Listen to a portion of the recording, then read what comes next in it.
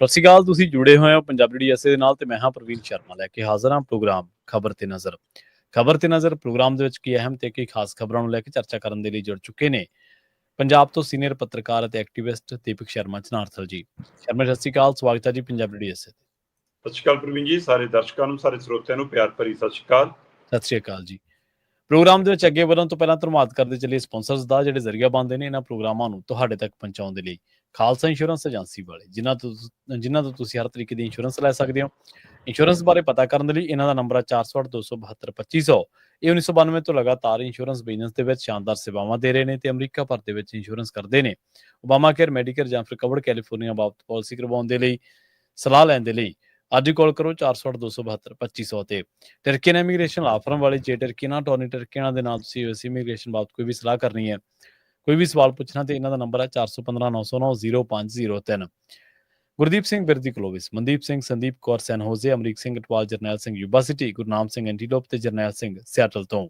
ਇਹਨਾਂ ਸਾਰੇ ਹੀ ਸਪਾਂਸਰਸ ਦਾ ਬਹੁਤ ਬਹੁਤ ਧੰਨਵਾਦ। ਤੇ ਜੇਕਰ ਤੁਸੀਂ ਵੀ ਪੰਜਾਬੀ ਡੀਐਸਏ ਦੇ ਇਹਨਾਂ ਪ੍ਰੋਗਰਾਮਾਂ ਨੂੰ ਸਪਾਂਸਰ ਕਰਨਾ ਚਾਹੁੰਦੇ ਹੋ ਤਾਂ ਸਟੂਡੀਓ ਦਾ ਨੰਬਰ ਹੈ 408-272-5200। ਅੱਜ ਦਾ ਇਹ ਖਬਰ ਤੇ ਨਜ਼ਰ ਪ੍ਰੋਗਰਾਮ ਸਾਲ 2025 ਦੀ 30 ਮਈ ਦਾ ਪ੍ਰੋਗਰਾਮ ਹੈ ਤੇ ਦਿਨ ਅੱਜ ਸ਼ੁੱਕਰਵਾਰ ਹੈ। ਖਬਰਾਂ ਦੀ ਸ਼ੁਰੂਆਤ ਕਰੀਏ ਸ਼ਰਮਾ ਜੀ ਕਿਸਾਨ ਆਗੂਆਂ ਤੋਂ। ਕਿਸਾਨ ਆਗੂਆਂ ਦੇ ਬਾਰੇ ਇਹ ਖਬਰ ਕਿਵੇਂ ਚੱਲ ਪਈ ਜੀ? ਇਹ ਗੱਲ ਕਿੱਥੋਂ ਸ਼ੁਰੂ ਹੋਈ ਹੈ ਵੀ ਹੁਣ ਵਿਜੀਲੈਂਸ ਇਹਨਾਂ ਦਾ ਪਿੱਛਾ ਕਰਿਆ ਕਰੂਗੀ ਜੀ? ਬਿਲਕੁਲ ਪ੍ਰਵੀਨ ਜੀ, ਮੁੱਖ ਮੰਤਰੀ ਭਗਵੰਤ ਮਾਨ ਹੋਰਾਂ ਦਾ ਇੱਕ ਬਿਆਨ ਖੂਬ ਚਰਚਾ 'ਚ ਆ, ਜਿਹਦੇ ਵਿੱਚੋਂ ਕਿਸਾਨ ਆਗੂਆਂ ਨੂੰ ਭੰਡਦੇ ਵੀ ਨਜ਼ਰ ਆਉਂਦੇ ਨੇ, ਚੈਲੰਜ ਕਰਦੇ ਵੀ ਨਜ਼ਰ ਆਉਂਦੇ ਨੇ। ਜਿਹ 'ਚੋਂ ਕਦੀ ਕਹਿੰਦੇ ਨੇ ਕਿ ਮੇਰੇ ਨਾਲ ਲਾਈਵ ਡਿਬੇਟ ਕਰਕੇ ਦੇਖ ਲੈਣ, ਕਦੀ ਕਹਿੰਦੇ ਨੇ ਕਿ ਇਹਨਾਂ ਨੇ ਹੋਟਲਾਂ 'ਚ, ਹਸਪਤਾਲਾਂ 'ਚ ਇਨਵੈਸਟਮੈਂਟ ਕੀਤਾ ਹੋਇਆ, ਕਦੇ ਕਹਿੰਦੇ ਨੇ ਕਿ ਰੇਲਾਂ ਸੜਕਾਂ ਜਿਹੜੀਆਂ ਰੋਕਦੇ ਨੇ ਇਹਨਾਂ ਦੀ ਦੁਕਾਨਦਾਰੀ ਹੈ। ਸੋ ਇਸ ਲਈ ਉਹਨਾਂ ਨੇ ਕਿਸਾਨ ਆਗੂਆਂ ਨੂੰ ਕਾਫੀ ਨਿਸ਼ਾਨੇ ਤੇ ਲਿਆ ਤੇ ਉਹਦੇ ਵਿੱਚੋਂ ਇਹ ਅੰਦਾਜ਼ੇ ਵੀ ਲੱਗਣੇ ਸ਼ੁਰੂ ਹੋਏ ਕਿ ਕੀ ਹੁਣ ਇਹ ਤਾਂ ਨਹੀਂ ਗਾ ਕਿ ਜਿਹੜਾ ਇੱਕ ਵੱਡਾ ਸਕੈਮ ਵੱਲੋਂ ਮੋਰਚਾ ਲੱਗਣਾ ਹੈ ਨਾ, ਉਹਦੇ ਵਿੱਚੋਂ ਇਹ ਕਾਰਨ ਨਿਕਲ ਰਹੇ। ਹੁਣ ਉਹਦੀ ਜਾਣਕਾਰੀ ਮੁੱਖ ਮੰਤਰੀ ਸਾਹਿਬ ਨੂੰ ਵੀ ਹੋਊਗੀ ਕਿ ਇਹ ਤਿਆਰੀ ਚੱਲ ਰਹੀ ਆ ਵੀ ਵੱਡਾ ਮੋਰਚਾ ਸਕੈਮ ਲਾ ਸਕਦਾ। ਇਸ ਲਈ ਕਹਿੰਦੇ ਕਿ ਮਾਹੌਲ ਬਣਾਇਆ ਜਾ ਰਿਹਾ ਹੋਵੇ ਤਾਂ ਕਿ ਲੋਕ ਨਾਲ ਨਾ ਆਉਣ, ਜਾਂ ਇਹ ਹੋਵੇ ਕਿ ਲੈ ਵੀ ਸਰਕਾਰ ਇਹਨਾਂ ਦੇ ਮਗਰ ਪਊਗੀ, ਜਿਹੜਾ ਕਿਸਾਨਾਂ ਧਰਨੇ ਜਾਊਗਾ ਹੁਣ ਤਾਂ ਵਿਜੀਲੈਂਸ ਚੱਕ ਲਿਆ ਕਰੂਗੀ। ਸੋ ਇੱਦਾਂ ਦਾ ਪਹਿਲਾਂ ਆਪਾਂ ਮੁੱਖ ਮੰਤਰੀ ਸਾਹਿਬ ਦਾ ਬਿਆਨ ਪੂਰਾ ਨਜ਼ਰਸਾਨੀ ਕਰਦੇ ਹਾਂ, ਫਿਰ ਆਪਾਂ ਉਹਦੇ ਅਰਥਾਂ ਨੂੰ ਵੀ ਸਮਝਦੇ ਹਾਂ। ਮੁੱਖ ਮੰਤਰੀ ਭਗਵੰਤ ਮਾਨ ਕਹਿੰਦੇ ਕਿ ਕਿਸਾਨ ਆਗੂਆਂ ਨੇ ਗੈਰ ਕਾਨੂੰਨੀ ਢੰਗ ਨਾਲ ਪੈਸਾ ਇਕੱਠਾ ਕੀਤਾ ਹੋਇਆ। ਠੀਕ ਹੈ। ਤੇ ਉਹ ਕਹਿੰਦੇ ਕਿ ਮੈਂ ਉਹਨਾਂ ਨੂੰ ਲਾਈਵ ਬਹਿਸ ਕਰਨ ਦੀ ਚੁਣੌਤੀ ਦਿੰਦਾ। ਉਹ ਕਹਿੰਦੇ ਯੂਨੀਅਨ ਲੀਡਰਾਂ ਨੇ ਛੋਟੇ ਕਿਸਾਨਾਂ ਤੋਂ ਪੈਸਾ ਇਕੱਠਾ ਕਰਕੇ ਪ੍ਰਾਪਰਟੀਆਂ ਬਣਾਈਆਂ। ਠੀਕ ਹੈ। ਤੇ ਇਹ ਉਹ ਪੰਚਾਂ ਸਰਪੰਚਾਂ ਦੇ ਇੱਕ ਸਮਾਗਮ ਨੂੰ ਸੰਬੋਧਨ ਕਰ ਰਹੇ ਸੀਗੇ ਜਦੋਂ ਇਹ ਗੱਲ ਉਹਨਾਂ ਨੇ ਕਹੀ। ਬਾਦਲ ਮਜੀਠੀਆ ਤੇ ਵੀ ਉਹਨਾਂ ਨੇ ਨਿਸ਼ਾਨਾ ਸੱਦਿਆ। ਕਹਿੰਦੇ ਕਿ ਸੁਖਬੀਰ ਬਾਦਲ ਤੇ ਵਿਕਰਮ ਮਜੀਠੀਆ ਦੇ ਪਰਿਵਾਰ ਦਾ ਬੋਲਚਾਲ ਵੀ ਬੰਦ ਆ। ਕਹਿੰਦੇ ਮੇਰੇ ਬਿਆਨ ਤੋਂ ਬਾਅਦ ਸ਼ਾਇਦ ਬੋਲਣ ਲੱਗ ਜਾਣ, ਨਹੀਂ ਤਾਂ ਬੋਲਦੇ ਵੀ ਨਹੀਂ ਗਏ। ਫਿਰ ਕਿਸਾਨ ਆਗੂਆਂ ਬਾਰੇ ਉਹ ਕਹਿੰਦੇ ਵੀ ਕਿ ਇਹ ਗੈਰ ਕਾਨੂੰਨੀ ਤਰੀਕੇ ਨਾਲ ਪੈਸਾ ਇਕੱਠਾ ਕਰਦੇ ਨੇ। ਕੁਝ ਯੂਨੀਅਨ ਲੀਡਰਾਂ ਨੇ ਛੋਟੇ ਕਿਸਾਨਾਂ ਕੋਲੋਂ ਪੈਸਾ ਇਕੱਠਾ ਕਰਨ ਲਈ ਕਰਕੇ ਪ੍ਰਾਪਰਟੀ ਬਣਾ ਲਈ। ਯੂਨੀਅਨ ਬੇਮਤਲਬ ਦੇ ਮੁੱਦਿਆਂ ਦੇ ਉੱਤੇ ਸੜਕਾਂ ਰੋਕ ਕੇ ਸਿਰਫ ਆਪਣੀ ਦੁਕਾਨ ਚਲਾਉਂਦੇ ਨੇ। ਤੇ ਕਹਿੰਦੇ ਕਿ ਇਸ ਲਈ ਕਹਿੰਦੇ ਸੰਘਰਸ਼ ਦੀ ਆੜ 'ਚ ਕਿਸਾਨਾਂ ਤੋਂ ਫੀਸਾਂ, ਛੋਟੇ ਕਿਸਾਨਾਂ ਤੋਂ ਫੀਸਾਂ ਲੈਂਦੇ ਨੇ। BBMB ਵਾਲੇ ਮਾਮਲੇ 'ਚ ਕਹਿੰਦੇ ਪਾਣੀ ਵਿਵਾਦ ਵਾਲੇ ਮਾਮਲੇ 'ਚ ਕੋਈ ਕਿਸਾਨ ਆਗੂ ਦਾ ਇੱਕ ਵੀ ਸ਼ਬਦ ਮੇਰੇ ਮੂਹਰੇ ਨਹੀਂ ਆਇਆ, ਮੈਂ ਦੇਖਿਆ ਨਹੀਂ ਗਾ। ਸੋ ਇਸ ਲਈ ਕਹਿੰਦੇ ਕਿ ਇਹ ਖੇਤੀ ਸੰਕਟ ਨੂੰ ਲੈ ਕੇ, ਪੰਜਾਬ ਨਾਲ ਜੁੜੇ ਮਸਲਿਆਂ ਨੂੰ ਲੈ ਕੇ ਮੇਰੇ ਨਾਲ ਖੁੱਲੀ ਬਹਿਸ ਕਰ ਲੈਣ, ਲਾਈਵ ਡਿਬੇਟ ਲਈ ਮੈਂ ਤਿਆਰ। ਠੀਕ ਹੈ। ਹੁਣ ਇਸ ਲਾਈਵ ਡਿਬੇਟ ਵਾਲੇ ਸੱਦੇ ਨੂੰ ਅਗਰਾਹਾਂ ਹੋਰਾਂ ਨੇ ਵੀ, ਧਨੇਰ ਹੋਰਾਂ ਨੇ ਵੀ, ਰਾਜੇਵਾਲ ਹੋਰਾਂ ਨੇ ਵੀ ਤੇ ਹੋਰ ਕੁਝ ਆਗੂਆਂ ਨੇ ਵੀ ਚੈਲੰਜ ਸਵੀਕਾਰ ਕਰਦਿਆਂ ਕਿਹਾ ਕਿ ਆ ਜਾਓ ਮੁੱਖ ਮੰਤਰੀ ਸਾਹਿਬ, ਫਿਰ ਲਾਈਵ ਡਿਬੇਟ ਕਰਦੇ ਹਾਂ, ਸਮਾਂ ਤੇ ਸਥਾਨ ਵੀ ਤੁਸੀਂ ਤੈਅ ਕਰ ਲਓ, ਕੋਈ ਗੱਲ ਨਹੀਂ, ਹੈ ਨਾ। ਹੁਣ ਇਹ ਸਾਰੀ ਪ੍ਰਕਿਰਿਆ ਦੇ ਵਿੱਚ ਮੁੱਖ ਮੰਤਰੀ ਸਾਹਿਬ ਲਾਈਵ ਡਿਬੇਟ ਦੀ ਗੱਲ ਕਰਦੇ, ਮੈਨੂੰ ਯਾਦ ਆ ਰਿਹਾ ਕਿ ਇੱਕ ਮੀਟਿੰਗ ਸੀ ਮੁੱਖ ਮੰਤਰੀ ਸਾਹਿਬ ਨਾਲ, ਜਦੋਂ ਨੁਕਤਿਆਂ ਤੇ ਗੱਲ ਆਈ ਤੇ ਮੁੱਖ ਮੰਤਰੀ ਸਾਹਿਬ ਇਹ ਕਹਿ ਕੇ ਮੀਟਿੰਗ ਛੱਡ ਕੇ ਭੱਜ ਗਏ ਸੀਗੇ ਕਿ ਜਾਓ ਤੁਸੀਂ ਧਰਨਾ ਹੀ ਲਾ ਲਓ। ਤੇ ਫਿਰ ਉੱਥੇ ਚਰਚਾ ਕਰ ਲੈਂਦੇ ਜਨਾਬ, ਮੌਕਾ ਮਿਲਿਆ ਸੀ ਤੁਹਾਨੂੰ। ਤੇ ਦੂਜੀ ਗੱਲ, ਇੱਕ ਲਾਈਵ ਡਿਬੇਟ ਤੁਸੀਂ ਵੱਖ-ਵੱਖ ਪਾਰਟੀਆਂ ਦੇ ਲੀਡਰਾਂ ਨਾਲ ਵੀ ਰੱਖੀ ਸੀ, ਕੁਰਸੀਆਂ ਲਾ ਕੇ ਡਰਾਮਾ ਕੀਤਾ ਸੀ, ਉਹ ਵੀ ਸਭ ਨੂੰ ਪਤਾ। ਤੇ ਇਸ ਤਰ੍ਹਾਂ ਦੀ ਡਿਬੇਟ ਫਿਰ ਪਿੰਡ ਦੀ ਸੱਥ 'ਚ ਰੱਖ ਲਓ, ਕਿਤੇ ਖੁੱਲੇ ਗਰਾਊਂਡ 'ਚ ਰੱਖ ਲਓ, ਕਿਤੇ ਆਪਣਾ ਸਰਕਾਰੀ ਤੰਤਰ ਜਥੇਬੰਦੀਆਂ ਕਹਿੰਦੀਆਂ ਛੱਡ ਕੇ ਆਇਓ, ਫਿਰ ਆਪਾਂ ਗੱਲ ਕਰ ਲੈਂਦੇ ਹਾਂ। ਸੋ ਇਹ ਸਾਰੀ ਪ੍ਰਕਿਰਿਆ ਦੇ ਵਿੱਚ ਮੁੱਖ ਮੰਤਰੀ ਸਾਹਿਬ, ਮੈਨੂੰ ਇਹ ਲੱਗਦਾ ਕਿ ਕਿਤੇ ਨਾ ਕਿਤੇ ਜੋ SKM ਦਾ ਇੱਕ ਆਧਾਰ ਬਣਿਆ ਦਿੱਲੀ ਵਾਲਾ, ਉਸ ਨੂੰ ਜਿਵੇਂ ਨਰੇਟਿਵ ਨੂੰ ਤੋੜਨ ਦੀਆਂ ਕੋਸ਼ਿਸ਼ਾਂ ਹੋ ਰਹੀਆਂ, ਇਹ ਕੇਂਦਰ ਦੇ ਅਸ਼ੀਰਵਾਦ ਨਾਲ, ਜਿਵੇਂ ਖਨੌਰੀ ਸ਼ੰਭੂ ਵਾਲੇ ਚੁਕਾਏ ਗਏ, ਉਹਦੇ ਪਿੱਛੇ ਇਕੱਲੀ ਭਗਵੰਤ ਮਾਨ ਸਰਕਾਰ ਨਹੀਂ ਹੈਗੀ, ਉਹਦੇ ਪਿੱਛੇ ਕੇਂਦਰ ਦਾ ਵੀ ਹੱਥ ਹੈ, ਕੇਂਦਰ ਨੂੰ ਸਾਰਾ ਕੁਝ ਸੂਟ ਕਰਦਾ। ਸੋ ਇੱਕ ਵਾਰ ਫੇਰ, ਕਿਉਂਕਿ ਜਿਹੜੇ ਨੁਕਤਿਆਂ ਤੇ ਕੱਲ ਆਪਾਂ ਗੱਲ ਕਰ ਰਹੇ ਸੀ, ਉਹ ਨੁਕਤੇ ਬਹੁਤ ਅਹਿਮ ਨੇ ਕਿ ਅਮਰੀਕਾ ਨਾਲ ਆਸਟ੍ਰੇਲੀਆ ਨਾਲ, ਨਿਊਜ਼ੀਲੈਂਡ ਨਾਲ ਭਾਰਤ ਇੱਕ ਅਜਿਹੇ ਸਮਝੌਤੇ ਕਰਨ ਜਾ ਰਿਹਾ ਜਿਹਦੇ ਨਾਲ ਭਾਰਤ ਦੀ ਖੇਤੀ ਤੇ ਵੀ ਮਾਰ ਪੈਣੀ ਹੈ, ਸਾਡੇ ਮਤਲਬ ਪੋਲਟਰੀ ਤੇ ਔਰ ਡੇਅਰੀ ਸਿਸਟਮ ਤੇ ਵੀ ਮਾਰ ਪੈਣੀ ਹੈ। ਸੋ ਖੇਤੀ ਨਾਲੇ ਸਹਾਇਕ ਧੰਦਿਆਂ ਦੇ ਉੱਤੇ ਬਹੁਤ ਵੱਡੀ ਮਾਰ ਪੈ ਸਕਦੀ ਹੈ। ਜੀ ਜੀ। ਸੋ ਇਸ ਲਈ ਮਤਲਬ ਕਿ ਜਦੋਂ ਇਹ ਪਹਿਲੂ ਉੱਭਰਦਾ ਤਾਂ ਉਹਦੇ ਨਾਲ ਸਰਕਾਰ ਘਿਰਦੀ ਹੈ, ਤੇ ਦੂਸਰੇ ਪਾਸੇ ਪਾਣੀ ਵਾਲੇ ਮਸਲੇ ਤੇ, ਪਲੀਤ ਕਰਨ ਵਾਲੇ ਮਸਲੇ ਤੇ, ਇਹਨਾਂ ਪਾਣੀਆਂ ਦੀ ਵੰਡ ਵਾਲੇ ਮਸਲੇ ਤੇ ਪੰਜਾਬ ਸਰਕਾਰ ਤੋਂ ਲੈ ਕੇ ਕੇਂਦਰ ਸਰਕਾਰ ਘਿਰਦੀ ਹੈ। ਜੀ ਜੀ। ਤੇ ਆਹ ਲੈਂਡ ਪੂਲਿੰਗ ਵਾਲੇ ਮਸਲੇ ਤੇ ਕੇਂਦਰ ਜਿਵੇਂ ਭਾਰਤਮਾਲਾ ਪ੍ਰੋਜੈਕਟ ਤਹਿਤ ਜ਼ਮੀਨਾਂ ਖੋਹਣ ਤੇ ਲੱਗਿਆ ਹੈ ਨਾ, ਤੇ ਉਧਰ ਜਬਰੀ ਪੰਜਾਬ ਸਰਕਾਰ ਉਹਨੂੰ ਪੁਲਿਸ ਉਪਲਬਧ ਕਰਾਉਂਦੀ ਹੈ, ਪੁਲਿਸ ਚੱਕ ਲੈਂਦੀ ਹੈ ਬੰਦਿਆਂ ਨੂੰ, ਹੈ ਨਾ, ਤੇ ਉਹਦੇ ਬਾਅਦ ਫਿਰ ਪਿੰਡ ਦੀਆਂ ਔਰਤਾਂ ਤੱਕ ਜਾ ਕੇ ਉਹਨਾਂ ਥਾਵਾਂ ਤੇ ਕਬਜ਼ੇ ਲੈ ਰਹੀਆਂ ਨੇ ਕਿ ਆ ਜਾਓ ਫਿਰ ਸਾਨੂੰ ਵੀ ਲੈ ਜਾਓ, ਚੱਕੋ ਜੇ ਚੱਕਣਾ। ਤੇ ਇਹ ਜਿਹੜਾ ਟਕਰਾਅ ਵੱਧ ਰਿਹਾ ਉਹ ਫਿਰ ਕੇਂਦਰ ਔਖਾ ਹੁੰਦਾ ਹੋਊਗਾ ਭਗਵੰਤ ਮਾਨ ਜੀ ਨਾਲ ਕਿ ਸਾਨੂੰ ਜ਼ਮੀਨਾਂ, ਮਸਲਾ ਜ਼ਮੀਨਾਂ ਦਾ ਨਹੀਂ, ਮਸਲਾ ਹੈ ਰੇਟ ਦਾ। ਉਹ ਕਹਿੰਦੇ ਇਹ ਕਿਵੇਂ ਹੋ ਸਕਦਾ ਕਿ ਅੱਧਾ ਕਿਲੋਮੀਟਰ ਪਿੱਛੇ ਇੰਨਾ ਰੇਟ ਤੇ ਅੱਧਾ ਕਿਲੋਮੀਟਰ ਅੱਗੇ ਇੰਨਾ ਰੇਟ, ਉਹੀ ਸੜਕ ਤੇ ਜ਼ਮੀਨ ਹੈ, ਉਹੀ ਸੜਕ ਹੈ, ਉਹੀ ਪੰਜਾਬ ਹੈ, ਉਹੀ ਖੇਤ ਨੇ। ਜੀ ਸਹੀ। ਅੱਜ ਦੀ ਤਰੀਕ 'ਚ ਪੰਜਾਬ ਦਾ ਕਿਸਾਨ ਇਸ ਗੱਲੋਂ ਸੁਚੇਤ ਵੀ ਹੋਣ ਲੱਗਾ, ਖਾਸ ਕਰਕੇ ਲੁਧਿਆਣੇ ਵਾਲਾ ਮਾਮਲਾ ਜਿਹੜਾ 24,000 ਏਕੜ ਵਾਲਾ ਆ ਰਿਹਾ, ਉਹਦੇ ਤੇ ਆਮ ਕਿਸਾਨ ਵੀ ਸੁਚੇਤ ਹੋਣ ਲੱਗਿਆ ਵੀ ਇਹ 2 ਕਰੋੜ 3 ਕਰੋੜ 4 ਕਰੋੜ ਵਾਲਾ ਮਸਲਾ ਨਹੀਂ, ਮਸਲਾ ਤਾਂ ਜ਼ਮੀਨ ਦਾ ਹੁਣ। ਸੋ ਇਸ ਲਈ ਇਹ ਲੈਂਡ ਪੂਲਿੰਗ ਵਾਲਾ ਫਾਰਮੂਲਾ ਤੇ ਸੜਕਾਂ ਦੇ ਨਾਂ ਦੇ ਉੱਤੇ, ਵਿਕਾਸ ਦੇ ਨਾਂ ਦੇ ਉੱਤੇ ਜ਼ਮੀਨਾਂ ਖੋਹਣ ਵਾਲਾ ਮਸਲਾ, ਇਸ ਨੂੰ ਲੈ ਕੇ ਜਥੇਬੰਦੀਆਂ ਜੋ ਸਵਾਲ ਕਰਦੀਆਂ, ਫਿਰ ਸਰਕਾਰ ਦੇ ਏਜੰਡੇ ਤੇ ਅਸਰ ਪੈਂਦਾ। ਫਿਰ ਜੇ ਮੈਂ ਮੁੱਖ ਮੰਤਰੀ ਸਾਹਿਬ ਦੀ ਭਾਸ਼ਾ 'ਚ ਗੱਲ ਕਰਾਂ ਤਾਂ ਸਰਕਾਰ ਦੀ ਦੁਕਾਨਦਾਰੀ ਤੇ ਅਸਰ ਪੈਂਦਾ। ਉਹਨਾਂ ਦੀ ਦੁਕਾਨ ਦੀ ਗਾਹਕੀ ਘਟਦੀ ਹੈ ਕਿਉਂਕਿ ਉਹਨਾਂ ਨੇ ਪੈਸੇ ਕਮਾਉਣੇ। ਤੇ ਲੋਕ ਤਾਂ ਇੱਥੋਂ ਤੱਕ ਗੱਲਾਂ ਕਰਨ ਲੱਗ ਪਏ ਕਿ 24,000 ਏਕੜ ਦੇ ਨਾਂ ਦੇ ਉੱਤੇ ਜਿਹੜੀਆਂ ਜ਼ਮੀਨਾਂ ਅਕਵਾਇਰ ਕਰਕੇ ਸ਼ਹਿਰ ਕੱਟਣੇ ਆ, ਸਿਟੀ ਬਣਾਉਣਾ ਹੈ ਜੀ, ਨਵਾਂ ਮਾਡਰਨ ਸਿਟੀ ਖੜਾ ਹੋਣਾ ਜੀ, ਆਹ ਹੋਣਾ, ਕਿ ਉਹਦੇ ਨਾਂ ਤੇ ਸਰਕਾਰ ਦੇ ਖਜ਼ਾਨੇ 'ਚ ਤਾਂ ਜੋ ਆਊਗਾ ਦਿੱਲੀ ਵਾਲੇ ਖਜ਼ਾਨਿਆਂ 'ਚ ਵੀ ਬਹੁਤ ਕੁਝ ਆਊਗਾ, ਕਿਉਂਕਿ ਉਹਨਾਂ ਨੂੰ ਪਲਾਟ ਅਲਾਟ ਕੀਤੇ ਜਾਣਗੇ, ਉਹਨਾਂ ਦੇ ਪਲਾਟ ਕੱਢੇ ਜਾਣਗੇ, ਬਾਅਦ ਚੋਂ ਵਿਕਣਗੇ ਕਿਸੇ ਦੇ ਨਾਂ ਤੇ, ਜੇ ਉਹ ਇੱਥੋਂ ਤੱਕ ਚਰਚਾਵਾਂ ਆ ਗਈਆਂ। ਚਰਚਾਵਾਂ ਨੇ, ਸਹੀ ਗੱਲ। ਸੋ ਇਸ ਲਈ ਇਹ ਚੈਲੰਜ ਮੁੱਖ ਮੰਤਰੀ ਭਗਵੰਤ ਮਾਨ ਨੂੰ ਭਾਰੂ ਵੀ ਪੈ ਸਕਦਾ, ਜਾਂ ਇਹ ਸਾਰਾ ਕੁਝ ਜਿਹੜਾ ਅਗਸਤ 'ਚ ਅੰਦੋਲਨ ਵਿੱਢਿਆ ਜਾਣਾ ਹੈ ਉਸ ਨੂੰ ਮੱਠਾ ਕਰਨ ਦੇ ਲਈ, ਉਸ ਦੀ ਧਾਰ ਖੁੰਡੀ ਕਰਨ ਦੇ ਲਈ ਇਹ ਪ੍ਰਕਿਰਿਆ ਵੀ ਹੋ ਸਕਦੀ ਹੈ ਕਿ ਵਿਜੀਲੈਂਸ ਇਹਨਾਂ ਦੇ ਘਰੇ ਪੁੱਛਗਿੱਛ ਕਰਦੀ ਫਿਰਦੀ ਹੋਵੇ, ਪਰਚੇ ਦਰਜ ਹੋ ਰਹੇ ਹੋਣ, ਨਵੀਂ FIR ਪੈ ਰਹੀਆਂ ਹੋਣ। ਮੈਂ ਕਹਿੰਦਾ ਕਿ 100 ਦੇ ਵਿੱਚ 20 ਹੋਣਗੇ ਇਹੋ ਜਿਹੇ ਜੀ, ਤੁਸੀਂ ਨਾ ਮਲਾਨੋ। ਸਹੀ ਗੱਲ। ਹੁਣ ਸਾਰੇ 92-94 MLA ਚੱਕੀ ਫਿਰਦੇ ਹੋ, ਤੁਹਾਡੇ ਸਾਰੇ ਇਮਾਨਦਾਰ ਨੇ, ਇੱਥੇ ਤਾਂ 100 'ਚ 94 ਇਹੋ ਜਿਹੇ ਹੋਣਗੇ।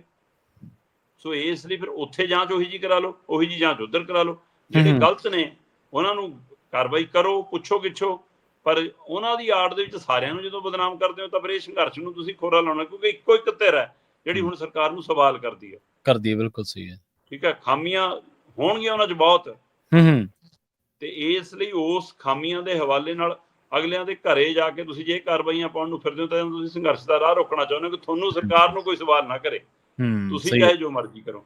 ਸੋ ਇਹ ਟਕਰਾਅ ਵੀ ਵੱਧ ਸਕਦਾ ਜੀ, ਇਹਦੇ ਨਾਲ ਤਲਖੀ ਵੀ ਵੱਧ ਸਕਦੀ ਹੈ, ਤੇ ਇਹਦੇ ਨਾਲ ਮੁੱਖ ਮੰਤਰੀ ਸਾਹਿਬ ਆਪਣੇ ਕਈ ਮਸਲਿਆਂ ਤੇ ਪਾਣੀ ਫੇਰਨ ਦੀ ਕੋਸ਼ਿਸ਼ ਵੀ ਕਰ ਸਕਦੇ ਆ। ਸਹੀ ਆ, ਬਿਲਕੁਲ ਜੀ। ਦੁਕਾਨਦਾਰੀ ਹੁਣ ਆਪਦੀ ਪ੍ਰਭਾਵਿਤ ਹੁੰਦੀ ਹੈ, ਤੇ ਆ ਜਿਹੜਾ ਪਿੰਡਾਂ ਵਾਲਾ ਮਸਲਾ ਜੀ, ਇਹ ਮੈਨੂੰ ਲੱਗਦਾ ਜਿਹੜੇ ਹਿਸਾਬ ਨਾਲ ਪੰਜਾਬ ਨੇ ਰਿਐਕਟ ਕੀਤਾ, ਇਹ ਏਡਾ ਸੌਖਾ ਨਹੀਂ ਹੋਊਗਾ ਸਰਕਾਰ ਵਾਸਤੇ, ਕਿਉਂਕਿ ਲੋਕ ਜਥੇਬੰਦੀਆਂ ਇਕੱਠੇ ਹੋਣ ਲੱਗ ਪਏ।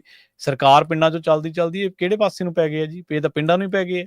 ਤੇ ਮੁੱਖ ਮੰਤਰੀ ਸਾਹਿਬ ਦੀ ਕੀ ਕ੍ਰੈਡੀਬਿਲਿਟੀ ਰਹੇਗੀ? ਪਹਿਲਾਂ ਕਹਿੰਦੇ ਸੀ ਜਿੰਨੇ ਭ੍ਰਿਸ਼ਟਾਚਾਰੀ ਨੇ ਸਾਰੇ ਅੰਦਰ ਕਰਾਂਗੇ, ਹੁਣ ਆਪਦੇ ਵਾਲਾ ਸਿੰਗਲਾ ਨਹੀਂ ਅੰਦਰ ਹੋਇਆ, ਦੂਜੇ ਤਾਂ ਬਾਅਦ ਦੀ ਗੱਲ ਆ। ਬਿਲਕੁਲ, ਉਹ ਤੋਂ ਬਾਅਦ ਕਿੰਨੇ ਆਏ, ਕਿੰਨੇ ਅਮਿਤ ਰਤਨ ਆ ਗਿਆ ਜੀ, ਆ ਹਿਕਣ ਅਰੋੜਾ ਆ ਗਿਆ ਜੀ, ਇੱਥੇ ਵਾਲਾ ਹੁਣ, ਹੈ ਨਾ। ਸੋ ਸਾਰਾ ਕੁਝ ਉਸੇ ਤਰ੍ਹਾਂ ਪ੍ਰਕਿਰਿਆ ਚੱਲ ਰਹੀ ਹੈ ਜੀ। ਹੋਰ ਕਿੰਨੇ ਨੇ, ਸਭ ਦਾ ਪਤਾ, ਸਭ ਦੇ ਜੱਗ ਜ਼ਾਹਰ ਨੇ। ਹਾਂਜੀ, ਜਦੋਂ ਕੇਸ ਕੋਈ ਕੋਰਟ 'ਚ ਜਾਂਦਾ ਉੱਥੇ ਤੁਹਾਡੇ ਤੋਂ ਲੜਿਆ ਨਹੀਂ ਜਾਂਦਾ, ਕੱਲੇ ਰੈਲੀਆਂ 'ਚ ਗੱਲ ਕਰਨ ਜੋਗੇ ਆ ਤੁਸੀਂ, ਉੱਥੇ ਦਮਗ ਜੇ ਮਾਰੀ ਜਾਂਦੇ ਆ ਬਸ। ਅਗਲੀ ਗੱਲ ਕਰੀਏ ਬਿਹਾਰ ਚੋਣਾਂ ਦੀ। ਜਦੋਂ ਪਹਿਲਾਂ ਪੁਲਵਾਮਾ ਵਾਪਰਿਆ ਸੀਗਾ, ਜਿਹਦੇ ਵਿੱਚ 44-45 ਆਮ ਘਰਾਂ ਦੇ ਜਿਹੜੇ ਮੁੰਡੇ ਆ ਉਹ ਸ਼ਹੀਦ ਹੋਏ ਨੇ, ਜਵਾਨ ਸ਼ਹੀਦ ਹੋਏ ਨੇ ਦੇਸ਼ ਦੇ। ਉਸ ਤੋਂ ਬਾਅਦ 2019 ਦੀਆਂ ਲੋਕ ਸਭਾ ਚੋਣਾਂ ਦੇ ਵਿੱਚ ਮੋਦੀ ਸਰਕਾਰ ਨੇ ਕਿਹਾ ਵੀ ਹੁਣ ਇਹ ਮੌਕਾ ਹੈ ਇਹ ਚੀਜ਼ ਨੂੰ, ਇਹਦੇ ਉੱਤੇ ਪੋਲੀਟਿਕਸ ਕਰਕੇ ਤੇ ਇਹਨੂੰ ਵੋਟਾਂ ਦੇ ਵਿੱਚ ਤਬਦੀਲ ਕਰ ਲਿਆ ਜਾਵੇ। ਸਰਕਾਰ ਸਫਲ ਵੀ ਹੋਈ ਭਾਜਪਾ ਉਸ ਮਾਮਲੇ ਦੇ ਵਿੱਚ। ਹੁਣ ਕਹਿੰਦੇ ਬਿੱਲੀ ਥੈਲਿਓਂ ਬਾਹਰ ਆ ਗਈ ਹੈ। ਪਹਿਲਗਾਮ ਦੀ ਆੜ ਦੇ ਵਿੱਚ ਬਿਹਾਰ ਕੱਢਣ ਦੇ ਜਿਹੜੇ ਨੁਕਤੇ ਨੇ ਉਹ ਦੇਖੇ ਜਾ ਰਹੇ ਨੇ, ਤੇ ਉਸ ਦੇ ਉੱਤੇ ਪੂਰੀ ਸਿਆਸਤ ਹੋ ਰਹੀ ਹੈ ਜੀ ਭਖਵੀਂ।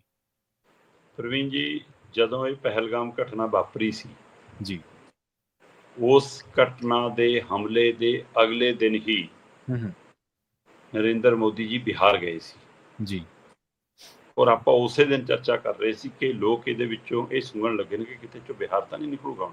ਘਟਨਾ ਵਾਪਰ ਗਈ ਜੀ, ਪਰ ਉਸ ਘਟਨਾ ਨੂੰ ਇੰਚ ਕੈਸ਼ ਵੀ ਕੀਤਾ ਜਾ ਸਕਦਾ। ਜਿਹੜੇ ਤੁਸੀਂ ਪੁਲਵਾਮਾ ਹਮਲੇ ਦੀ ਗੱਲ ਕਰਦੇ ਹੋ, ਮੈਨੂੰ ਅੱਜ ਵੀ ਚੇਤੇ ਆ ਪੁਲਵਾਮਾ ਹਮਲੇ ਦੇ ਵਿੱਚ ਜਿਹੜੇ ਜਵਾਨ ਸ਼ਹੀਦ ਹੋਏ ਉਹਨਾਂ ਦੀਆਂ ਤਸਵੀਰਾਂ ਲਾ ਕੇ ਵੱਡੇ ਵੱਡੇ ਹੋਰਡਿੰਗ ਇਹਨਾਂ ਦੀਆਂ ਰੈਲੀਆਂ ਦੀਆਂ ਸਟੇਜਾਂ ਤੇ ਇਹਨਾਂ ਦੇ ਸਿਰ ਦੇ ਪਿੱਛੇ, ਇਹਨਾਂ ਦੀ ਪਿੱਠ ਦੇ ਪਿੱਛੇ ਲੱਗੇ ਹੁੰਦੇ ਸੀ। ਸਹੀ ਗੱਲ ਹੈ, ਬਿਲਕੁਲ। ਸੋ ਇਸ ਲਈ ਲੋਕ ਅੱਜ ਤੱਕ ਪੁੱਛਦੇ ਆ ਕਿ ਜੀ ਉਹ RDX ਦਾ ਦੱਸੋ ਕਦੋਂ ਆਇਆ ਸੀ, ਕਿੱਥੋਂ ਆਇਆ ਸੀ, ਕੌਣ ਲਿਆਇਆ ਸੀ, ਕੌਣ ਰੱਖ ਗਿਆ ਸੀ। ਉਹਦੀ ਜਾਂਚ ਤਾਂ ਮੁਕੰਮਲ ਨਹੀਂ ਹੋਈ ਤੇ ਤੁਸੀਂ ਸੋਚਦੇ ਹੋ ਕਿ ਹੁਣ ਇਹ ਪਹਿਲਗਾਮ ਹਮਲੇ ਵਾਲੀ ਜਾਂਚ ਹੁਣੇ ਮੁਕੰਮਲ ਕਰ ਦੇਣਗੇ? ਨਹੀਂ ਜਨਾਬ, ਅਜੇ ਬਿਹਾਰ ਨਿਕਲੂਗਾ ਇੱਥੋਂ, ਕਹਿੰਦੇ।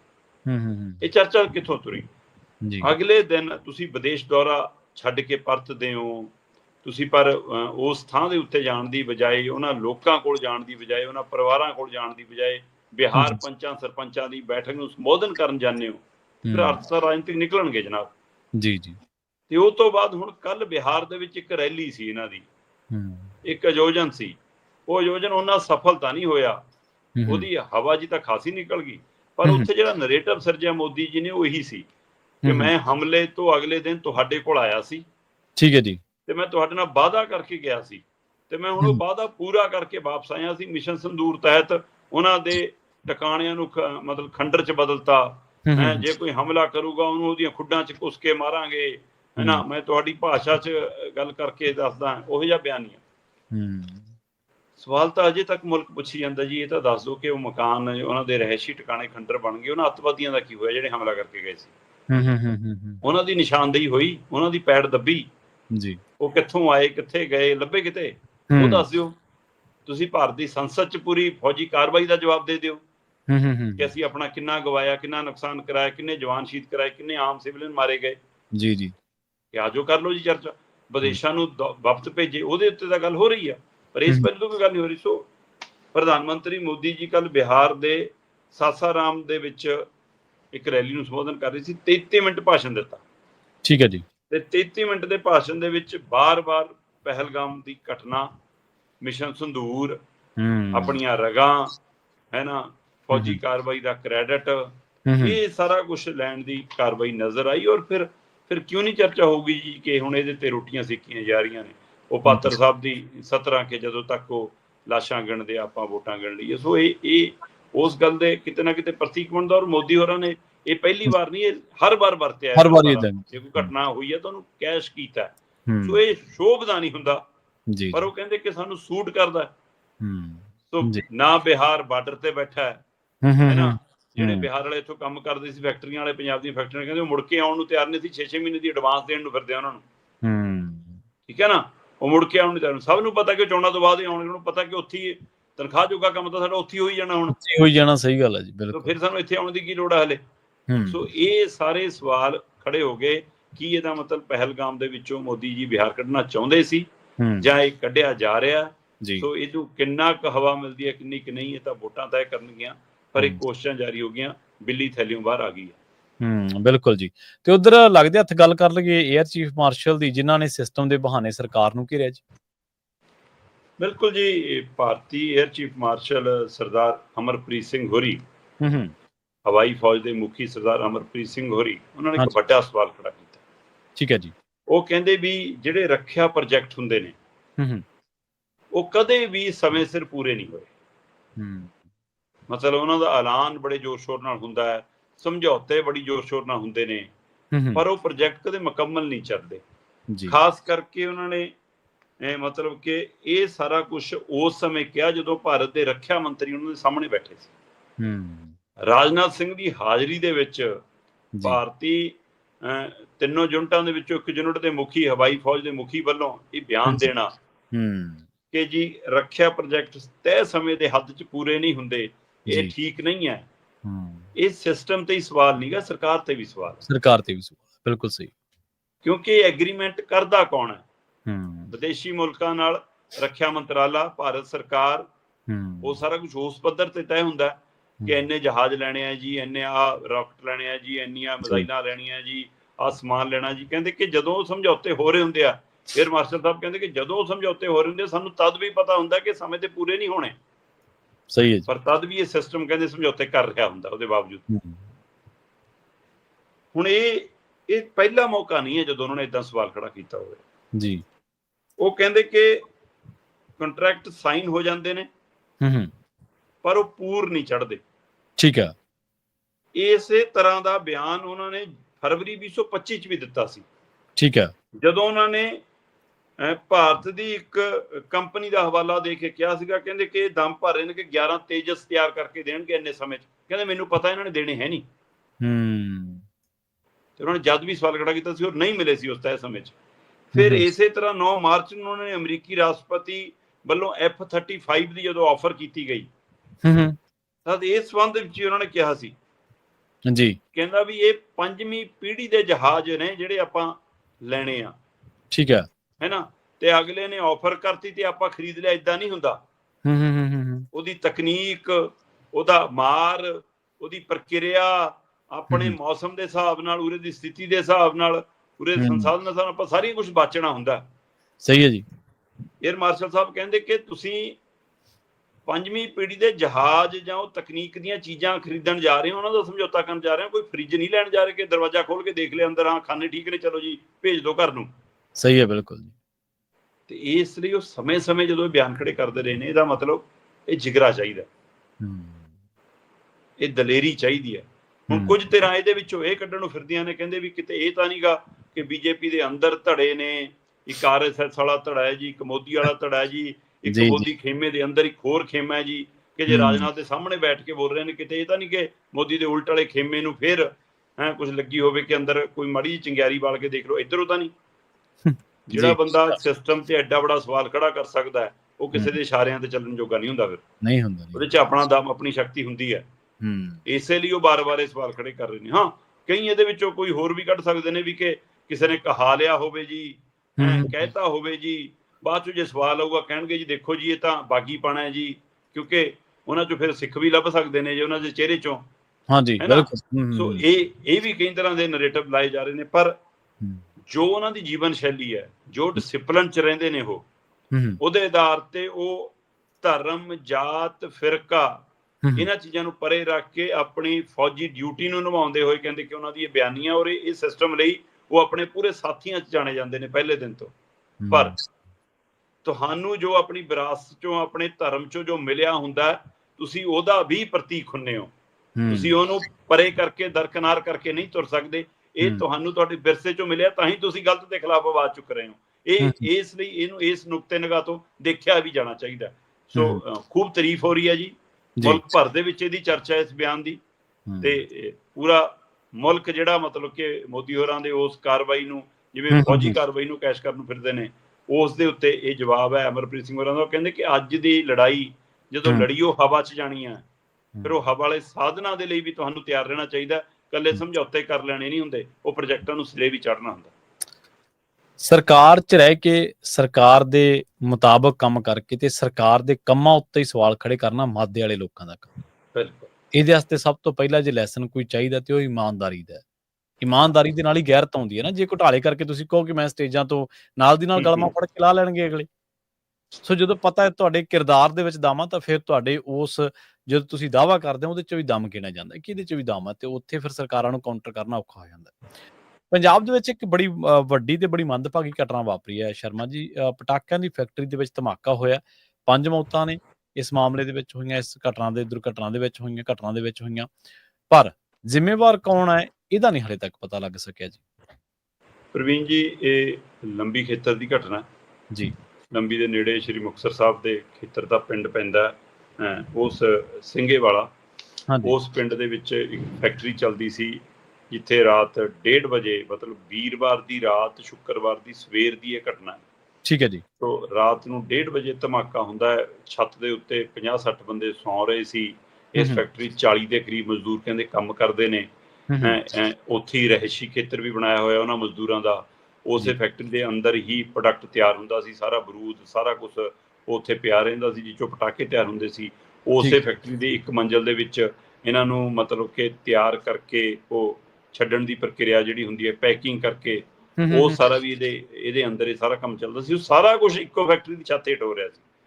ਸੋ ਕਹਿੰਦੇ ਜੀ ਕੋਈ ਤਾਰਾਂ ਚੋਂ ਬਿਜਲੀ 'ਚ ਕੋਈ ਚੰਗਿਆੜੀ ਨਿਕਲੀ ਜਿਹਨੇ ਇਸ ਘਟਨਾ ਨੂੰ ਅੰਜਾਮ ਦਿੱਤਾ, ਤੇ ਨਤੀਜਾ ਧਮਾਕੇ ਇੰਨੇ ਜ਼ਬਰਦਸਤ ਸੀ। ਔਰ ਖਾਸ ਕਰਕੇ ਜਦੋਂ ਡਿਊਟੀ ਤੇ ਉਨੇ ਕੁ ਬੰਦੇ ਹੋਣ, ਬਾਕੀ ਆਰਾਮ ਦੀ ਪ੍ਰਕਿਰਿਆ 'ਚ ਹੁਣ ਸੌ ਰਹੇ ਹੋਣ, ਫਿਰ ਹੋਰ ਵੀ ਖਤਰਨਾਕ ਹੁੰਦਾ। ਕੁਝ ਪਲ ਤਾਂ ਸਮਝ ਹੀ ਨਹੀਂ ਆਉਂਦਾ ਕਿ ਕੀ ਹੋ ਗਿਆ। ਔਰ ਫੈਕਟਰੀ 'ਚੋਂ ਨਿਕਲਣ ਦਾ ਰਸਤਾ ਇੱਕੋ ਸੀ। ਤੇ ਇਸ ਲਈ ਵੀ ਧਮਾਕਾ ਵੀ ਹੁੰਦਾ, ਉਹਦੀ ਗੈਸ ਵੀ ਹੁੰਦੀ ਹੈ, ਉਹਦਾ ਧੂੰਆਂ ਵੀ ਹੁੰਦਾ, ਸਾਰੇ ਪ੍ਰਕਿਰਿਆ ਇਕੱਠੀਆਂ ਸ਼ਾਮਲ ਹੋ ਜਾਂਦੀਆਂ ਨੇ। ਤੇ ਉਹ ਧਮਾਕਾ ਇੰਨਾ ਜ਼ਬਰਦਸਤ ਸੀਗਾ ਕਿ ਛੱਤ ਨਾਂ ਦੀ ਕੋਈ ਚੀਜ਼ ਬਚੀ ਹੋਣੀ ਉੱਥੇ। ਜੀ, ਕੱਲੀ ਇੱਕ ਅੱਧੀ ਕੰਧ, ਡੇਢ ਕੰਧ ਖੜੀ ਰਹਿ ਗਈ, ਬਾਕੀ ਸਾਰਾ ਕੁਝ ਉੱਡ ਗਿਆ। ਨਾਲ ਵਾਲਿਆਂ ਦੇ ਗੋਦਾਮਾਂ ਦੀਆਂ ਵੀ ਮਤਲਬ ਕੰਧਾਂ ਨੁਕਸਾਨੀਆਂ ਗਈਆਂ। ਸੋ ਫਿਰ ਜਦੋਂ ਮਲਬੇ ਦੇ ਢੇਰ 'ਚ ਬਦਲਿਆ ਤਾਂ 30-40 ਬੰਦੇ ਤਾਂ ਦਬ ਗਏ, 5 ਦੀ ਮੌਤ ਹੋ ਗਈ, ਉਹਨਾਂ ਚੋਂ ਕਈ ਸੀਰੀਅਸ ਨੇ, ਬਠਿੰਡਾ ਏਮਸ ਦਾਖਲ ਨੇ। ਸੋ ਹੁਣ ਜਾਂਚ ਵੀ ਹੋਊਗੀ ਜੀ, ਕਾਰਵਾਈ ਵੀ ਹੋ ਜੂ ਮਾਲਕਾਂ ਤੇ ਮਾੜੀ ਮੋਟੀ, ਬਾਕੀ ਫੈਕਟਰੀਆਂ ਵਾਲਿਆਂ ਦੇ ਵੀ ਕਾਗਜ਼ ਪੱਤਰ ਮਹੀਨਾ ਕੁ ਦੇਖ ਲਏ ਜਾਣਗੇ। ਤੇ ਹੁਣ ਪੁਲਿਸ ਪ੍ਰਸ਼ਾਸਨ ਤੇ ਸਿਵਲ ਪ੍ਰਸ਼ਾਸਨ ਦਮ ਭਰ ਰਿਹਾ ਜੀ, ਤਾਂ ਗੈਰ ਕਾਨੂੰਨੀ ਚੱਲਦੀ ਸੀ। ਅੱਛਾ, ਪਹਿਲਾਂ ਨਹੀਂ ਪਤਾ ਲੱਗਿਆ। ਨਹੀਂ, ਪਹਿਲਾਂ ਅੱਖਾਂ 'ਚ ਦਵਾਈ ਪੈ ਜਾਂਦੀ ਹੈ ਜੀ, ਫਿਰ ਉਹਦੇ ਕਰਕੇ ਪਤਾ ਨਹੀਂ ਲੱਗਦਾ। ਉਹ ਦਵਾਈ ਦਾ ਪ੍ਰਬੰਧ ਕਰ ਦਿੰਦੇ ਆ ਨਾ ਇਹ ਫੈਕਟਰੀਆਂ ਵਾਲੇ, ਫਿਰ ਉਹ ਲੋੜ ਨਹੀਂ ਪੈਂਦੀ, ਉਧਰ ਦੇਖਦੇ ਨਹੀਂ ਗੇ, ਫਿਰ ਨਿਗਾਹ ਨਹੀਂ ਜਾਂਦੀ ਉੱਧਰ। ਅਸਲ ਦੇ ਵਿੱਚ ਪ੍ਰਵੀਨ ਜੀ, ਇਹੀ ਮੈਂ ਕਿੰਨੀ ਵਾਰੀ ਗੱਲ ਕੀਤੀ ਹੈ ਕਿ ਕੋਈ ਵੀ ਗੈਰ ਕਾਨੂੰਨੀ ਧੰਦਾ ਕਾਨੂੰਨ ਦੇ ਆਸ਼ੀਰਵਾਦ ਤੋਂ ਬਿਨਾਂ ਨਹੀਂ ਪਲਦਾ, ਚੱਲ ਹੀ ਨਹੀਂ ਸਕਦਾ। ਸਹੀ ਗੱਲ ਹੈ ਜੀ।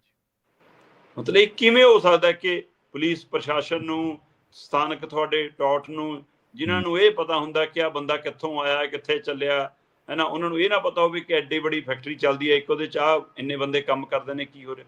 ਤੇ ਜੇ ਏਦਾਂ ਹੀ ਚੱਲੀ ਜਾਂਦਾ, ਫਿਰ ਤੁਸੀਂ ਅਫਸਰ ਕਾਹਦੇ ਹੋ ਭਾਈ, ਫਿਰ ਤੁਹਾਡੀਆਂ ਡਿਊਟੀਆਂ ਕਾਹਦੀਆਂ। ਸੋ ਇਸ ਲਈ ਦੋਵੇਂ ਪਾਸੋਂ ਇਹ ਸਵਾਲ ਹੈ, ਪਰ 99.9% ਇਹ ਜਾਣਕਾਰੀ ਹੁੰਦੀ ਹੈ। ਤੇ ਇਹ ਜਾਣਕਾਰੀ ਫਿਰ ਹਿੱਸੇ ਪੱਤੇ ਹਿਸਾਬ ਕਿਤਾਬ ਦੇ ਨਾਲ ਮੱਠੀ ਹੋ ਜਾਂਦੀ ਹੈ, ਜਾਂਚ ਨਹੀਂ ਹੁੰਦੀ, ਉਧਰ ਨੂੰ ਨਿਗਾਹ ਨਹੀਂ ਜਾਂਦੀ। ਸੋ ਇਹ ਕਾਰਵਾਈ ਬਹੁਤ ਘਟੀਆ ਕਾਰਨ ਹੋਣ ਕਰਕੇ ਨਤੀਜੇ ਨੇ। ਪਰ ਇਹ ਪਹਿਲਾ ਮਾਮਲਾ ਨਹੀਂ ਹੈ ਪੰਜਾਬ 'ਚ, ਪਹਿਲਾਂ ਵੀ ਰਿਹਾਇਸ਼ੀ ਖੇਤਰਾਂ ਦੇ ਵਿੱਚ ਜਾਂ ਆਮ ਥਾਵਾਂ ਦੇ ਉੱਤੇ ਜਿੱਥੇ ਮਨਜ਼ੂਰੀ ਨਹੀਂ ਹੁੰਦੀ ਉੱਥੇ ਅਜਿਹੀਆਂ ਫੈਕਟਰੀਆਂ ਚੱਲਦੀਆਂ। ਇਹ ਤਾਂ ਆਮ ਉਦਯੋਗਿਕ ਖੇਤਰਾਂ ਦੇ ਵਿੱਚ ਵੀ ਨਹੀਂ ਚੱਲ ਸਕਦੀਆਂ ਕਈ ਤਰ੍ਹਾਂ ਦੀਆਂ ਫੈਕਟਰੀਆਂ ਦਾ। ਤੇ ਇਸ ਲਈ ਇਹ ਆਪਣੇ ਆਪ ਸਵਾਲ ਹੈ। ਔਰ ਜੇ ਅੱਜ ਇਹ ਫੜੀ ਗਈ ਆ, 2-4 ਬਾਕੀ ਜਿਹੜੀਆਂ ਹੋਣਗੀਆਂ ਕੁਝ ਦਿਨਾਂ ਲਈ ਬੰਦ ਹੋ ਜਾਣਗੀਆਂ, ਕਿਉਂਕਿ ਇਲਾਕੇ ਦੇ ਲੋਕ ਮਾੜੇ ਜਿਹੇ ਫਿਰ ਜਾਗਰੂਕ ਹੁੰਦੇ ਨੇ, ਫਿਰ ਸ਼ਿਕਾਇਤ ਸ਼ਿਕੂਤ ਕਰਕੇ ਆਉਂਦੇ ਨੇ, ਤੇ ਉਹ ਤੋਂ ਬਾਅਦ ਫਿਰ ਉਸੇ ਤਰ੍ਹਾਂ ਕਾਰਵਾਈ ਸ਼ੁਰੂ ਹੋ ਜਾਂਦੀਆਂ। ਸੋ ਘਟਨਾ ਮੱਦਭਾਗੀ ਹੈ, ਜਿਨ੍ਹਾਂ ਦੀ ਜਾਨ ਗਈ ਉਹ ਮੱਦਭਾਗੀ ਹੈ। ਬੰਦਾ ਤਾਂ ਰੁਜ਼ਗਾਰ ਲਈ ਕਰਦਾ, ਉਹਨਾਂ ਨੂੰ ਤਾਂ ਕਈ ਵਾਰ ਪਤਾ ਵੀ ਨਹੀਂ ਹੁੰਦਾ ਲੇਬਰ ਨੂੰ ਕਿ ਮਨਜ਼ੂਰੀ ਵਾਲੀ ਹੈ ਕਿ ਬਿਨਾਂ ਮਨਜ਼ੂਰੀ ਵਾਲੀ ਹੈ ਨਾ। ਤੇ ਇਹ ਜ਼ਿਆਦਾਤਰ ਮਜ਼ਦੂਰ ਜਿਹੜੇ ਸੀਗੇ ਉਹ ਯੂਪੀ ਬਿਹਾਰ ਨਾਲ ਸੰਬੰਧਿਤ ਸੀ। ਠੀਕ ਹੈ। ਸੋ ਉਹਨਾਂ ਪਰਿਵਾਰਾਂ 'ਚ ਖਾਸੀ ਹਾਹਾਕਾਰ ਮਚੀ ਹੋਈ ਹੈ ਜੀ, ਤੇ ਹੁਣ ਸਰਕਾਰ ਕਹਿੰਦੀ ਜਾਂਚ ਕਰਾਵਾਂਗੇ। ਜੀ। ਅਗਲੀ ਗੱਲ ਕਰੀਏ ਸ਼ਰਮਾ ਜੀ, ਜਿਹੜੇ ਲੁਧਿਆਣਾ ਦੇ ਵਿੱਚ ਜ਼ਿਮਨੀ ਚੋਣ ਹੋਣ ਜਾ ਰਹੀ ਹੈ, ਕਹਿੰਦੇ ਅਕਾਲੀ ਕਾਂਗਰਸੀਆਂ ਤੋਂ ਬਾਅਦ ਹੁਣ ਆਪ ਨੇ ਵੀ ਕਾਗਜ਼ ਭਰੇ ਨੇ, ਕਾਗਜ਼ ਦਾਖਲ ਕਰਨੇ ਸੀਗੇ, ਪਰ ਕਹਿੰਦੇ ਕਿ ਜੇਕਰ ਵਿਰੋਧੀ ਸ਼ਕਤੀ ਪ੍ਰਦਰਸ਼ਨ ਕਰ ਰਹੇ ਨੇ ਤਾਂ ਇਹ ਪਿੱਛੇ ਕਾਹਤੋਂ ਹਟਦੇ, ਇਹਨਾਂ ਨੇ ਵੀ ਰੋਡ ਸ਼ੋਅ ਕਰਕੇ ਭਰੇ ਆ ਜੀ ਕਾਗਜ਼। ਬਿਲਕੁਲ ਜੀ, ਰੋਡ ਸ਼ੋਅ ਦਾ ਇਹਨਾਂ ਦਾ ਤਰੀਕਾ ਉਹੀ ਪੁਰਾਣਾ ਕਿ ਬੜਾ ਸਾਰਾ ਟਰੱਕ ਲਓ, ਉਹਦੇ ਤੇ ਬੜੇ ਬੜੇ ਭੌਂਕੂ ਲਾਓ ਤੇ ਆਪ ਉੱਪਰ ਚੜ੍ਹ ਜਾਓ। ਮਤਲਬ ਇੱਕ ਪਾਸੇ ਭਗਵੰਤ ਮਾਨ, ਫਿਰ ਕੇਜਰੀਵਾਲ, ਫਿਰ ਅਮਨ ਅਰੋੜਾ ਹੈ ਨਾ, ਫਿਰ ਆਤਸ਼ੀ ਤੇ ਇੱਕ ਖੁੰਝੇ 'ਚ ਸੰਜੀਵ ਅਰੋੜਾ, ਜਿਹੜੇ ਉਮੀਦਵਾਰ ਨੇ ਉਹ ਸਭ ਤੋਂ ਇੱਕ ਪਾਸੇ ਖੜੇ ਸੀਗੇ। ਸੋ ਮੁੱਖ ਤੌਰ ਤੇ ਚੋਣ ਤਾਂ ਕੇਜਰੀਵਾਲ ਜੀ ਲੜ ਰਹੇ ਨੇ। ਜਿੱਤ ਹਾਰ ਨਾਲ ਤਾਂ ਕੇਜਰੀਵਾਲ ਜੀ ਦਾ ਭਵਿੱਖ, ਰੁਜ਼ਗਾਰ ਤੈਅ ਹੋਣਾ ਕਿ ਭਾਈ ਉਹਨਾਂ ਨੇ ਰਾਜ ਸਭਾ ਜਾਣਾ, ਨਹੀਂ ਜਾਣਾ, ਕਿਸੇ ਹੋਰ ਨੂੰ ਵੇਚਣੀ, ਨਹੀਂ ਵੇਚਣੀ, ਤਾਂ ਰੱਬ ਜਾਣੇ ਜੀ ਹੁਣ। ਸਹੀ ਗੱਲ, ਕਿਉਂਕਿ ਸੀਟਾਂ ਵਿਕਦੀਆਂ ਨੇ ਹੁਣ ਤਾਂ, ਇੱਥੇ ਸੌਦੇ ਹੁੰਦੇ ਨੇ। ਸੋ ਇਸ ਲਈ ਸੰਜੀਵ ਅਰੋੜਾ ਜੀ ਕੱਲ ਕਾਗਜ਼ ਦਾਖਲ ਕਰਨ ਜਦੋਂ ਗਏ ਤਾਂ ਪੂਰਾ ਲੋ ਲਸ਼ਕਰ ਸੀ ਨਾਲ, ਮੰਤਰੀ ਸੰਤਰੀ, MLA ਤੇ ਇਲਾਕੇ ਦੇ ਲੋਕ ਘੱਟ ਤੇ ਬਾਹਰਲੇ ਲੋਕ ਵੱਧ ਜ਼ਿਆਦਾ ਹੈ ਨਾ। ਫਿਰ ਉਹ ਕੁਛ 500-700 ਮੀਟਰ ਦੇ ਦਾਇਰੇ ਦੇ ਵਿੱਚ ਰੱਸੀਆਂ ਜਿਹੀਆਂ ਬੰਨ੍ਹ ਕੇ ਕੈਮਰਿਆਂ ਨੂੰ ਕਿਹਾ ਜਾਂਦਾ ਕਿ ਬਸ ਇਹੀ ਨੇੜੇ ਤੋਂ ਦਿਖਾਈ ਜਾਣਾ, ਤਾਂ ਕਹਿਣ ਲੱਗੇ ਕਿ ਭੀੜੇ ਬਹੁਤ ਆ। ਸੋ ਇਹ ਤੰਤਰ ਜੰਤਰ ਕਰ ਲਿਆ ਜਾਂਦਾ। ਵੈਸੇ ਸੱਤਾਧਾਰੀ ਧਿਰ ਤੇ ਉਹਦਾ ਭੀੜ ਇਕੱਠੀ ਵੀ ਕਰ ਲੈਂਦੀ ਹੈ ਡੰਡੇ ਦੇ ਜ਼ੋਰ ਤੇ, ਸੋ ਇਸ ਲਈ ਸਾਰਾ ਕੁਛ ਹੋ ਜਾਂਦਾ। ਪਰ ਸਵਾਲ ਤਾਂ ਇਹ ਹੈ ਕਿ ਮੁੱਖ ਮੰਤਰੀ ਸਾਹਿਬ ਜਿਹੜੀਆਂ ਇਹ ਗੱਲਾਂ ਕਹਿੰਦੇ ਨੇ ਕਿ ਵੀ ਸੜਕਾਂ ਰੋਕਣ ਵਾਲੇ, ਰਾਹ ਰੋਕਣ ਵਾਲੇ, ਧਰਨੇ ਲਾਉਣ ਵਾਲੇ, ਉਹਨਾਂ ਦੇ ਖਿਲਾਫ ਲੋਕਾਂ ਨੂੰ ਭੜਕਾਇਆ ਜਾ ਰਿਹਾ ਤੇ ਲੋਕ ਵੀ ਵੀਡੀਓ ਪਾਉਂਦੇ ਨੇ, ਉਹ ਲੋਕ ਹੁਣ ਕਿਉਂ ਨਹੀਂ ਜਾਗਦੇ ਕਿ ਬਾਈ ਯਾਰ ਤੁਸੀਂ 30 ਦਿਨ ਆ ਜਾਂਦੇ ਹੋ ਰੈਲੀਆਂ ਕਰਨ, ਰੋਡ ਸ਼ੋਅ ਕਰਨ, ਇਹ ਕੰਮ ਬੰਦ ਕਰੋ। ਸੋ ਇੱਥੇ ਕਿਉਂ ਨਹੀਂ ਸਾਡਾ ਸਵਾਲ ਉੱਠਦਾ? ਇੱਥੇ ਅਸੀਂ ਦੇਖਣ ਲਈ ਕੋਠਿਆਂ ਤੇ ਚੜ੍ਹ ਜਾਣਾ ਕਿ ਭਗਵੰਤ ਮਾਨ ਆਇਆ ਹੋਇਆ, ਉਹ ਦੇਖਣ ਵਾਲੀ ਚੀਜ਼ ਆ ਹੁਣ। ਸਹੀ ਹੈ, ਬਿਲਕੁਲ। ਮੁੱਖ ਮੰਤਰੀ ਆ ਵੀ ਪੰਜਾਬ ਦਾ, ਠੀਕ ਹੈ ਜੀ ਗੱਲ ਜੀ। ਸੋ ਇਸ ਲਈ ਆਹ ਜਿਹੜਾ ਢੰਗ ਤਰੀਕਾ, ਇੱਥੇ ਵੀ ਕੋਈ ਨਾ ਕੋਈ ਐਕਸ਼ਨ ਲੈਣ ਦੀ ਲੋੜ ਆ। ਪਰ ਚੋਣਾਂ ਨੇ ਜੀ, ਤੇ ਚੋਣ 'ਚ ਕਹਿੰਦੇ ਸਿਆਸਤ 'ਚ ਤੇ ਜੰਗ 'ਚ ਸਾਰਾ ਕੁਛ, ਇਸ਼ਕ ਤੇ ਜੰਗ ਸਾਰਾ ਕੁਝ ਜਾਇਜ਼ ਹੈ, ਤੇ ਇਹ ਸਿਆਸੀ ਤਾਂ ਜੰਗ ਹੀ ਹੁੰਦੀ ਹੈ ਇਹਨਾਂ ਦੀ। ਸੋ ਇਸ ਲਈ ਜੇ ਭਾਰਤ ਭੂਸ਼ਣ ਨਾ ਆਸ਼ੂ ਪੂਰੇ ਢੋਲ ਬਾਜਿਆਂ ਨਾਲ ਆਪਣੇ ਰੁੱਸੇ ਵੁੱਸੇ ਵੱਡੇ ਟੁੱਕੇ ਲੀਡਰਾਂ ਨੂੰ ਵੀ ਇਕੱਠਿਆਂ ਕਰਕੇ ਨਾਲ ਲਿਆ ਕੇ ਦਿਖਾਵਾ ਕਰ ਸਕਦੇ, ਦੇਖੋ ਜੀ ਸਾਰੇ ਮੇਰੇ ਨਾਲ ਨੇ, ਤੇ ਫਿਰ ਇਹ ਕਿਉਂ ਨਾ ਕਰਨ? ਵੀ ਇਹ ਤਾਂ ਸੱਤਾ 'ਚ ਨੇ, ਇਹਨਾਂ ਕੋਲ ਤਾਂ ਮਸ਼ੀਨਰੀ, ਅਫਸਰਸ਼ਾਹੀ, ਤਾਕਤ, ਪੈਸਾ, ਧੇਲਾ ਸਾਡਾ ਹੀ ਲੁੱਟਿਆ, ਸਾਡਾ ਹੀ ਇਕੱਠਾ ਕੀਤਾ, ਸਾਰਾ ਕੁਛ ਹੈ। ਸਹੀ ਹੈ। ਇਸ ਲਈ ਫਿਰ ਵਰਕਰ ਦਿੱਲੀ ਵਾਲੇ ਸਾਰੇ ਹੈਗੇ ਨੇ, ਨਾਲੇ ਪੂਰੀ ਵਾਲੇ ਚੱਲ ਜੇ ਨਾਰਾਜ਼ ਵੀ ਹੋ ਰਹੇ ਨੇ ਤਾਂ ਦਿੱਲੀ ਵਾਲੇ ਤਾਂ ਹੈਗੇ ਨੇ ਨਾ ਦਿਖਾਉਣ ਲਈ। ਸੋ ਇਸ ਲਈ ਫਿਰ ਅਗਲੇ ਕਿਉਂ ਨਾ ਕਰਨ? ਸੋ ਬਿਲਕੁਲ ਜੀ ਸ਼ਕਤੀ ਪ੍ਰਦਰਸ਼ਨ ਸੀ ਪੂਰਾ। ਤੇ ਕੇਜਰੀਵਾਲ ਜੀ ਦਾ ਬਿਆਨੀਆ ਕਮਾਲ ਸੀ। ਉਹ ਕਹਿੰਦੇ ਵੀ ਨਰਿੰਦਰ ਮੋਦੀ ਜੀ ਕਹਿੰਦੇ ਆ ਮੇਰੀਆਂ ਰਗਾਂ 'ਚ ਸੰਦੂਰ ਦੌੜਦਾ ਹੈ। ਕਹਿੰਦੇ ਮੈਨੂੰ ਨਹੀਂ ਪਤਾ ਉਹਨਾਂ ਦੀ ਰਗਾਂ ਸੰਦੂਰ ਦੌੜਦਾ ਵੀ ਕਿ ਨਹੀਂ ਦੌੜਦਾ, ਪਰ ਸੰਜੀਵ ਅਰੋੜਾ ਦੀਆਂ ਰਗਾਂ 'ਚ ਲੁਧਿਆਣਾ ਦੌੜਦਾ ਜੀ। ਅੱਛਾ। ਤੇ ਪਰ ਕਹਿਣ ਵਾਲੇ ਇਹ ਕਹੀ ਜਾਂਦੇ ਨੇ ਕਿ ਜਨਾਬ ਉਹ ਅਸਤੀਫਾ ਨਹੀਂ ਦੇਣਾ ਚਾਹੁੰਦੇ ਸੀ, ਹੈ ਨਾ। ਗੀਤ ਬਣ ਗਏ ਇਸ ਗੱਲਾਂ ਦੇ ਉੱਤੇ, ਗੀਤ ਰਿਲੀਜ਼ ਹੋ ਗਏ ਕਿ ਧੱਕੇ ਨਾਲ ਉਹਨੂੰ ਚੋਣ ਲੜਾਈ ਜਾ ਰਹੀ ਆ ਤੇ ਉਹਨੂੰ ਫਿਰ ਮੰਤਰੀ ਉਹਦਾ ਵੀ ਦਿੱਤਾ ਜਾਊਗਾ ਤੇ ਉਸ ਤੋਂ ਬਾਅਦ ਫਿਰ ਆਪ ਰਾਜ ਸਭਾ ਜਾਣਾ। ਚਲੋ ਇਹ ਜੀ ਹੁਣ 5 ਤਰੀਕ ਤੱਕ ਕਾਗਜ਼ ਭਰਨ ਦੀ, ਵਾਪਸ ਲੈਣ ਦੀ ਸਾਰਾ ਕੰਮ ਮੁਕੰਮਲ ਹੋ ਜਾਣੀ ਹੈ ਪ੍ਰਕਿਰਿਆ। ਠੀਕ ਹੈ ਜੀ। ਉਸ ਤੋਂ ਬਾਅਦ ਫਿਰ ਅਸਲੀ ਚੋਣ ਪ੍ਰਚਾਰ ਦੇ ਰੰਗ ਦਿਖਣ ਲੱਗੇ ਨੇ। 19 ਨੂੰ ਵੋਟਾਂ, 23 ਨੂੰ ਨਤੀਜੇ, ਪਤਾ ਲੱਗ ਜੂਗਾ ਜੀ ਕਿ ਕਿਹਦੇ ਬੂਹੇ ਖੁੱਲਦੇ ਨੇ ਰਾਜ ਸਭਾ ਲਈ, ਕਿਹਦੇ ਬੰਦ ਹੁੰਦੇ ਆ। ਕਿਹਦੇ ਬੰਦ ਹੁੰਦੇ ਨੇ, ਸਹੀ ਗੱਲ ਆ। ਸ਼ਰਮਾ ਜੀ ਇਹ ਨਾ ਡਗਰ ਇੰਨੀ ਸੌਖੀ ਨਹੀਂ ਜਿੰਨੀ ਇਹਨਾਂ ਨੂੰ ਲੱਗ ਰਹੀ ਹੈ ਅਸਲ ਦੇ ਵਿੱਚ। ਬਿਲਕੁਲ। ਇਹਨਾਂ ਨੂੰ ਲੱਗਦਾ ਵੀ ਸ਼ਾਇਦ ਸਾਨੂੰ ਪੋਲਿਟਿਕਸ ਕਰਨੀ ਆਉਂਦੀ, ਦੂਜੀਆਂ ਧਿਰਾਂ ਨੂੰ ਕਰਨੀ ਨਹੀਂ ਆਉਂਦੀ। ਅਸਲ ਦੇ ਵਿੱਚ ਜੇ ਰਾਜ ਸਭਾ ਜਾਣ ਨੂੰ ਬੈਠੇ ਨੇ, ਉੱਧਰ ਭਾਜਪਾ ਨੇ ਉਮੀਦਵਾਰ ਨਹੀਂ ਉਤਾਰਿਆ। ਉਹ ਦੇਖ ਰਹੇ ਨੇ ਵੀ ਕਿ ਤੇਲ ਦੇਖੋ ਤੇ ਤੇਲ ਦੀ ਧਾਰ ਦੇਖੋ ਜੀ। ਇਹਨਾਂ ਖਾਸ ਖਬਰਾਂ ਤੇ ਖਾਸ ਜਾਣਕਾਰੀਆਂ ਦੇ ਲਈ ਸ਼ਰਮਾ ਜੀ ਤੁਹਾਡਾ ਬਹੁਤ ਬਹੁਤ ਧੰਨਵਾਦ ਜੀ। ਬਹੁਤ ਸ਼ੁਕਰੀਆ ਜੀ ਜੀ। ਪ੍ਰੋਗਰਾਮ ਖਬਰ ਤੇ ਨਜ਼ਰ ਨੂੰ ਆਪਾਂ ਇੱਥੇ ਸਮਾਪਤ ਕਰਾਂਗੇ। ਜਾਂਦੇ ਜਾਂਦੇ ਇੱਕ ਗੱਲ ਹੋਰ ਕਰ ਦਈਏ ਸ਼ਰਮਾ ਜੀ, ਜਿਹੜੇ ਉਹ ਕਹਿੰਦੇ ਕੇਜਰੀਵਾਲ ਦੱਸਦੇ ਵੀ ਇੱਥੇ ਜਦੋਂ ਚੋਣ ਪ੍ਰਚਾਰ ਕਰ ਰਹੇ ਸੀ ਉਹ ਕਹਿੰਦੇ ਵੋਟਾਂ ਸਾਨੂੰ ਪਾਓ ਨਹੀਂ ਤਾਂ ਫਿਰ ਦੇਖ ਲਿਓ। ਇਹ ਮਤਲਬ ਵੰਗਾਰ ਰਹੇ ਨੇ ਹੁਣ ਪੰਜਾਬੀਆਂ ਨੂੰ। ਇਹ ਗੱਲ ਸੱਚੀ ਹੈ? ਬਿਆਨ ਇਸ ਤਰ੍ਹਾਂ ਦਾ ਦਿੱਤਾ ਹੋਊਗਾ ਉਹਨਾਂ ਨੇ ਆਪਣੇ ਭਾਸ਼ਣ? ਮੇਰੇ ਧਿਆਨ 'ਚ ਨਹੀਂਗਾ, ਪਰ ਦਿੱਤਾ ਹੋਊਗਾ। ਆਦਤ ਹੈਗੀ ਹੈ, ਆਦਤ ਹੈਗੀ। ਹਾਂਜੀ, ਪਿੱਛੇ ਕਈ ਚੋਣਾਂ ਦੇ ਵਿੱਚ ਕਹਿ ਚੁੱਕੇ ਨੇ ਵੀ ਵਿਰੋਧੀ ਬਣ ਕੇ ਬਣਨਾ ਕੁਛ ਨਹੀਂਗਾ, ਸਾਡੇ ਦੇ ਪਾਸੇ ਆ ਜਾਓ ਤੁਸੀਂ। ਸਹੀ ਗੱਲ, ਕੋਈ ਨਹੀਂ, ਜ਼ਰੂਰ ਚਰਚਾ ਕਰਾਂਗੇ ਤੇ ਜੇ ਉਹਨਾਂ ਨੇ ਦਿੱਤਾ ਹੋਇਆ ਤਾਂ। ਬਹੁਤ ਬਹੁਤ ਧੰਨਵਾਦ ਸ਼ਰਮਾ ਜੀ ਇੱਕ ਵਾਰ ਫਿਰ ਤੋਂ ਜੀ। ਬਹੁਤ ਸ਼ੁਕਰੀਆ, ਧੰਨਵਾਦ। ਸਤਿ ਸ੍ਰੀ ਅਕਾਲ ਜੀ। ਪ੍ਰੋਗਰਾਮ ਖਬਰ ਤੇ ਨਜ਼ਰ ਨੂੰ ਆਪਾਂ ਇੱਥੇ ਸਮਾਪਤ ਕਰਾਂਗੇ। ਤੁਹਾਡਾ ਸਾਰਿਆਂ ਦਾ ਵੀ ਬਹੁਤ ਧੰਨਵਾਦ। ਸਤਿ ਸ੍ਰੀ ਅਕਾਲ। ਜੁੜੇ ਰਹੋ ਪੰਜਾਬੀ ਰੇਡੀਓ USA ਦੇ ਨਾਲ।